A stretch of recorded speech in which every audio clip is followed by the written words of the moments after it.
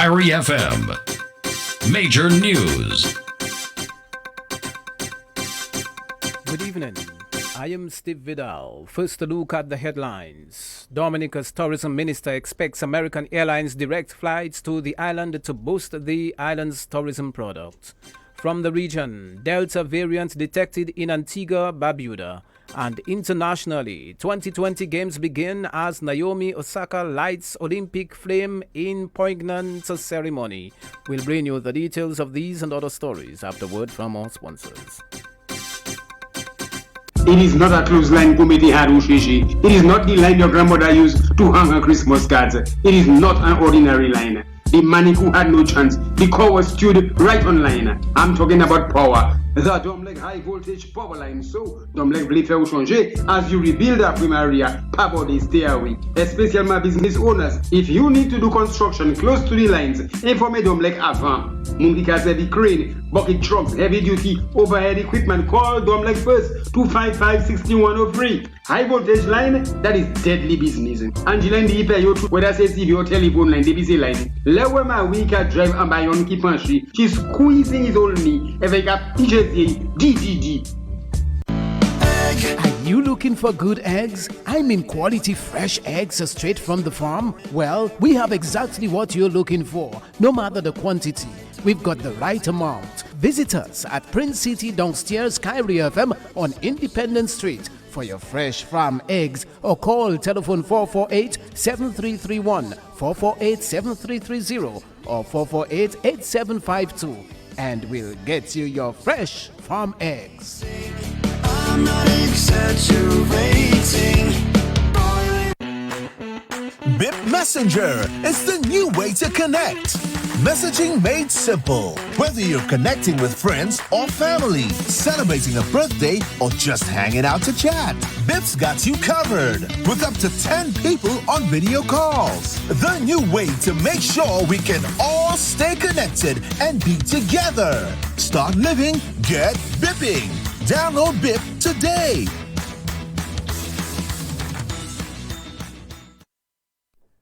Welcome back, and we say good evening and welcome to our listeners tuned in via Variety Radio in Antigua, Barbuda and Flow Television Channel 119 in St. Lucia. Now for the details of the evening news. Minister for Tourism Denise Charles expects that direct access from U.S. markets to Dominica will significantly improve the island's tourism product. This as American Airlines today announced Dominica as one of the two new destinations in the Caribbean. It will be launching flights from the winter this year. The airline released a statement announcing that Dominica and Anguilla have been added to their route map. This addition, the airline says, is part of its expansion plan for the region. Flights to Dominica will launch on December 8th. In a statement following the announcement, Charles said this latest development proves the significant strides of the government of Dominica to improve the island's tourism product. It also affirms the significant investments that we have made and continue to make over the years to improve our tourism products and hotel plant. We view this development as a critical part of our overall plan to significantly increase our visitor arrivals in parallel with our development of a new international airport. Direct access will not only play a critical role in expanding tourism, but also in developing trade and facilitating business connections. Just this week, we also saw the commencement of direct service from Port of Spain, Trinidad. These developments are very timely as we seek to rapidly climb out of the challenges posed to our tourism industry by the COVID-19 pandemic. In the coming winter season, the direct service will provide our North American visitor with the added confidence of uninterrupted travel to and from Dominica with full compliance with our protocols. As a destination, our management of the pandemic has been recognized globally as one of the safest places to travel. In February 2021, Dominica received the Safe Travel Stamp by the World Travel and Tourism Council. which reassures that the destination's health and safety protocols meet globally accepted standards. And more recently, the Center for Disease Control, CDC, has categorized Dominica as level 1 for travel to the destination, indicating that Dominica is seen as one of the destinations with the lowest risk for travelers. Let us all continue to be focused as a country as we get ready to receive this new service and many new visitors that it will bring to our shores. Dominica's Tourism Minister Denise Charles. Meantime, Chief Executive Officer of the Dominica Air and Seaports Authority, Benoit Badwell, says this is great news for the island, which has had a challenge with air access over the years. That is a big step for us in Dominica. As you know, air access has been a major challenge for Dominica over the years. And the government of Dominica has mandated the Air Access Committee to, in fact, begin to develop new routes to ensure that as our hotel plant develops, we have Kepinski, we have Jungle Bay, and we have several others under construction, that we in fact seek to, at the same time, grow the number of seats availability to Dominica. And that has been a job that has been undertaken very slowly and meticulously. We went after a number of the airlines to ensure that we can try to increase the number of seats to Dominica in terms of flights. And we've approached a number of the airlines, and we were successful in reaching out to American Airlines, and we were informed that June 22nd they would be doing what we call a proving flight. That is, they were going to undertake some tests, and based on the successful outcome of the tests, they would then make the necessary application to get the necessary rights to be able to open up a flight to Dominica. Well, the news is here, and we are elated that twice weekly, on a Wednesday and a Saturday, from December 8th, I think, we would have a direct flight to Dominica. Mr. Badwell says this is just the beginning for Dominica in terms of air access, and asserts that Douglas Charles Airport is fully ready to receive the inaugural flights come December 8th.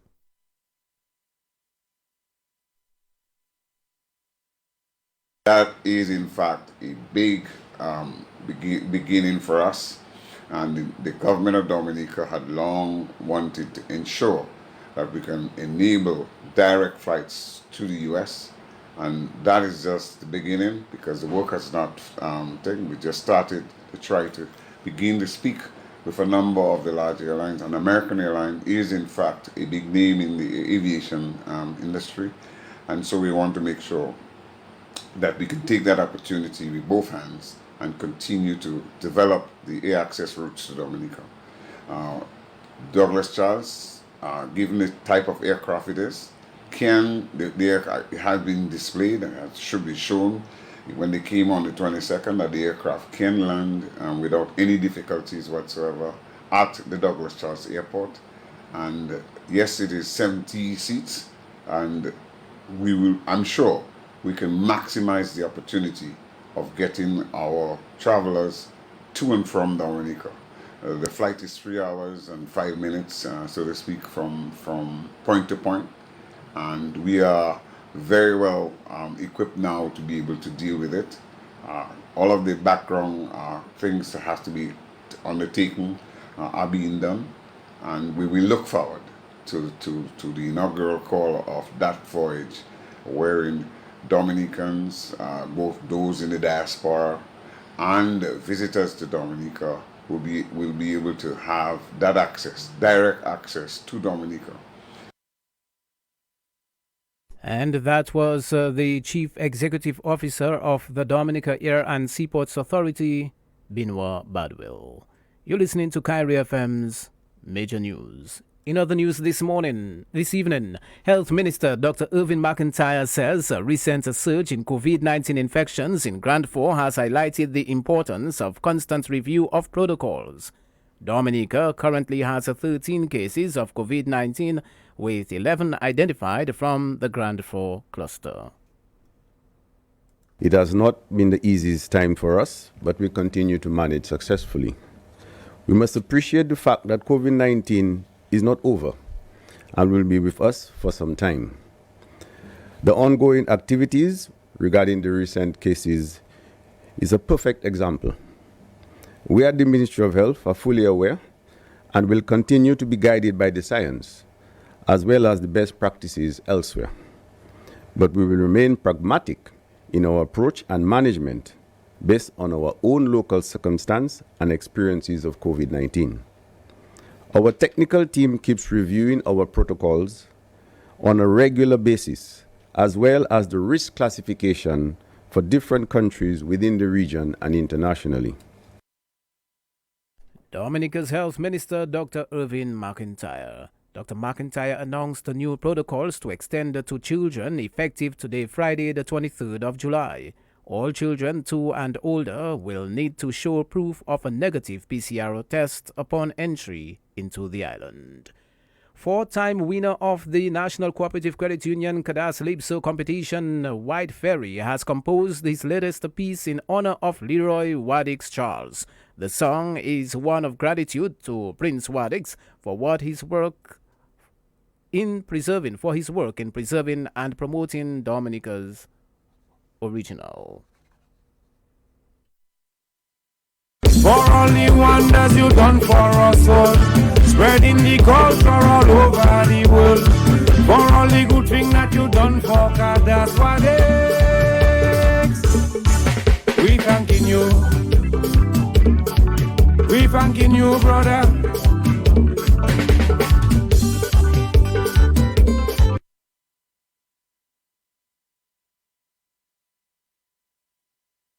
Leroy Waddix Charles is the organizer of the inaugural Cadas Lipso Month and creator of Creole Heartbeat magazine. These are just the latest of Charles's endeavors to promote Dominica's Creole music and culture. Charles told Kairi News he is excited to have the song written in his honor.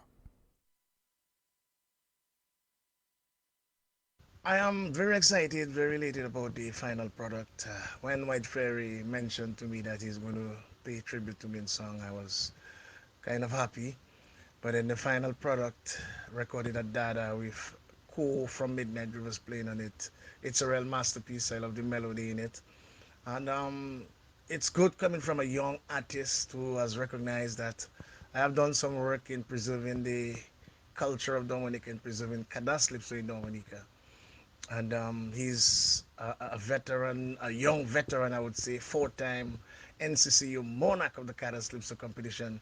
So it's a good feeling, and it's like fertilizer for me to continue the work that I started and sort of recommit myself to promoting the arts and culture of Dominica, and in particular, Cadas Lipso music, to my mind, one of the greatest genres ever.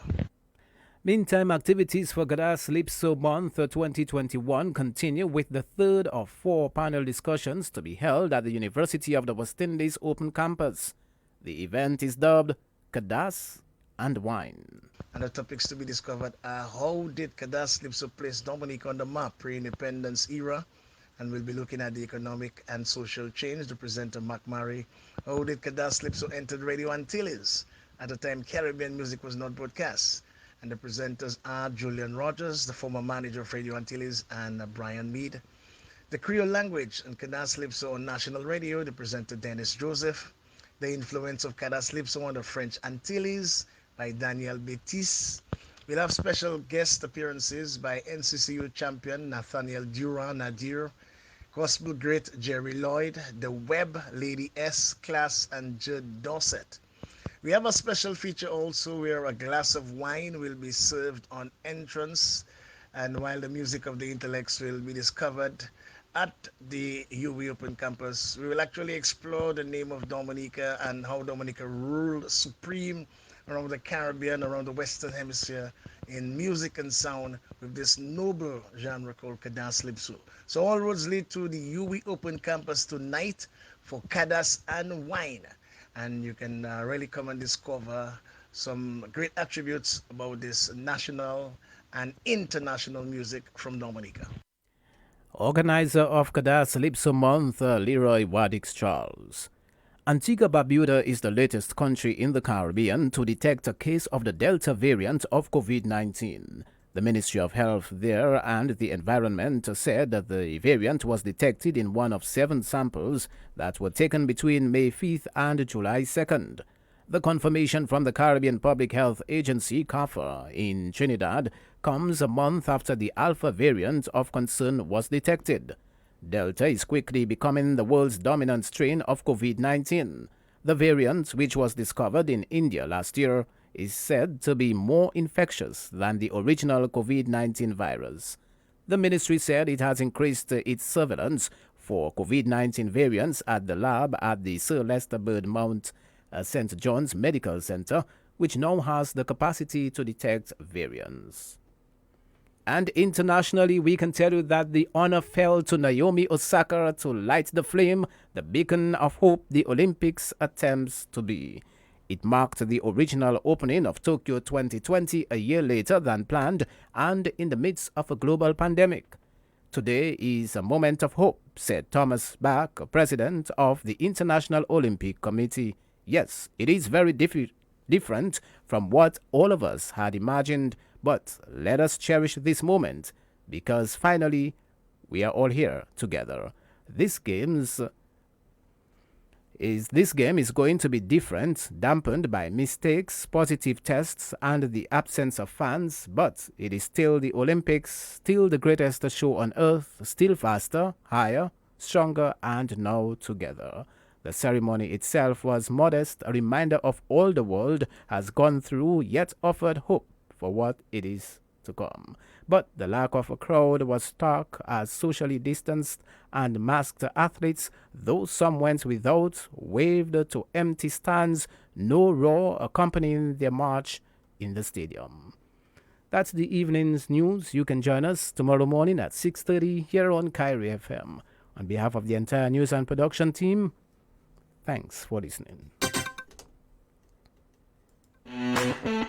BIP Messenger is the new way to connect.